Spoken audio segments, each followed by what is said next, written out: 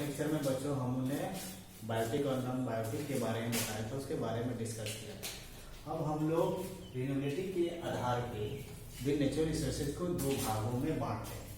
ये पहला हो गया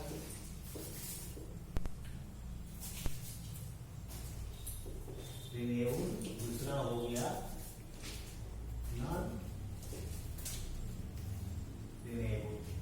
रिन्यूएबल सोर्सेज ऐसी सोर्सेज होती है जो बहुत लंबे समय तक प्रयोग करने के बावजूद भी खत्म नहीं होता। जैसे सनलाइट हो गया, हवा हो गया, वाटर हो गया, पानी हो गया। ये सब रिसोर्सेज जो होती हैं उनको हम लोग रिसाइक्लेबल भी कह सकते हैं।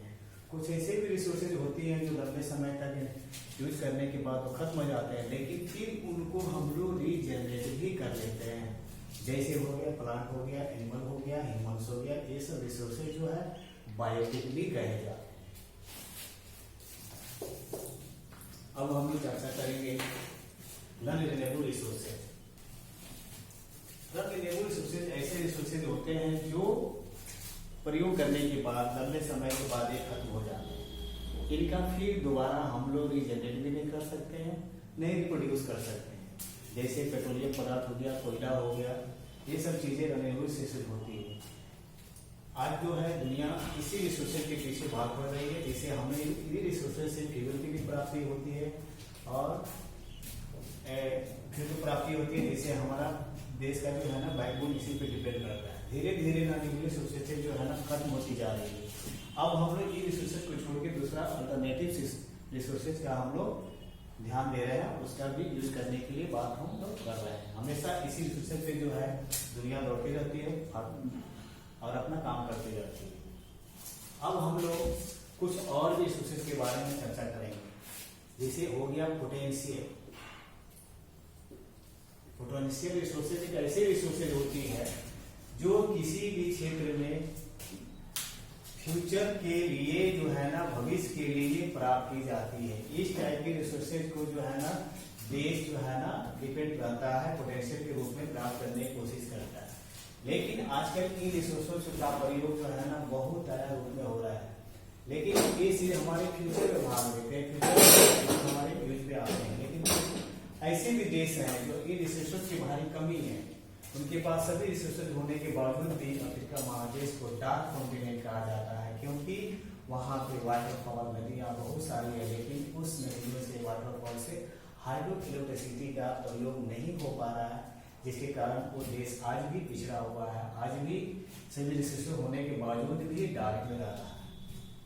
अब हम लोग रिसोर्सेज की चर्चा करेंगे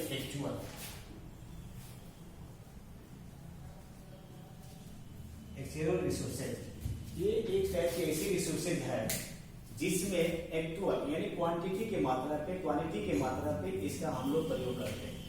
और जैसे कोयला हो गया, आयरन ओर हो गया, ये हमारे देश में बहुत आया मिलता है। फिर भी इसका जो है ना कुछ भाग एक्चुअल रिसोर्सेज में डेवलप नहीं हो पाया है, कुछ भाग जो है ना अनडेवलप है। लेकिन इसी एरिया को हम लोग टेक्नोलॉजी के सहारे, यांत्रिक विधि के सहारे इसको जो है ना यूज में लाते हैं, तो इस टाइप के रिसोर्सेज को हम लोग रिजर्व भी कहा जाता है। अब सबसे बड़ी रिसोर्सेज आ रहे हैं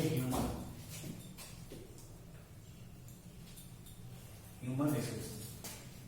ये सारे रिसोर्सों में ये मुख्य रिसोर्सेज कहा जाता है, क्योंकि किसी भी देश में कितनी मात्रा है उससे कोई मतलब नहीं है, लेकिन इस रिसोर्सेज की सबसे बड़ा गुण होता है क्वालिटी। मनुष्य किस क्वालिटी के हैं, किस गुण के हैं। अगर डेंसिटी भी जितना ज्यादा हो उससे कोई फर्क नहीं पड़ता है, लेकिन अगर मनुष्य क्वालिटी है तो अपने आश्रित रह सकता है, अपना जीवन यापन कर सकता है, दूसरे डिपेंड में नहीं रह सकता है। ह्यूमन जो है ना मोस्ट रिसोर्सेज माना जाता है कि क्योंकि सारे नेचुरल रिसोर्सेज का भी ये प्रयोग करता है, जो अनभिज्ञ है उसको भी टेक्नोलॉजी के सहारे हमारे प्रयोग में लाने की कोशिश करता है।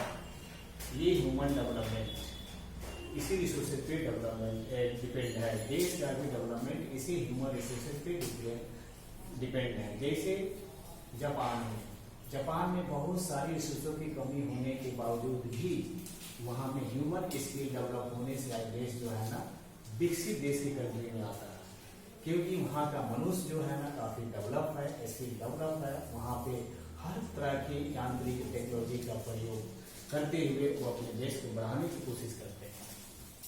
लेकिन कुछ ऐसे भी देश हैं जहाँ पे सभी चीजों होने के बावजूद भी, जैसे अफ्रीकी महादेश में इथियोपिया है, अमेजन है, केन्या है, नाइजीरिया है, ये सब देशों में ह्यूमन होते हुए भी स्किल डेवलपमेंट नहीं होने से, टेक्नोलॉजी नहीं होने से आज भी वहाँ के लोग आदिम जीवन यापन कर रहे हैं, पुरानी सभ्यता पे जी रहे हैं।